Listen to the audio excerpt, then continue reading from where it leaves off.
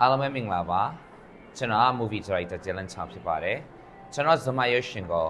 Melbourne မှာ February 9 ရက်နေ့ကျရင်ကျွန်တော်ကိုယ်တိုင်လာရောက်ပြသမှာဖြစ်ပါတယ် Melbourne ကရှိတဲ့ပရိသတ်အားလုံးနဲ့လည်းတွေ့ချင်ပါတယ်ကျွန်တော်ရုပ်ရှင်က internationally 14 award ရထားရုပ်ရှင်လည်းဖြစ်ပါတယ်ဒီရုပ်ရှင်ကားကိုကျွန်တော်တို့နေဆက်မှာပေါ့အခက်ခဲပေါင်းများစွာအသားစီးပေါင်းများစွာကြားရတဲ့အနေရိုက်ကူထားတဲ့ရုပ်ရှင်ကားလည်းဖြစ်တဲ့အတွက် Melbourne မှာရှိတဲ့ပရိသတ်များလည်းလာရောက်အားပေးဖို့ကျွန်တော်ဒီကနေဖိတ်ခေါ်ချင်တယ်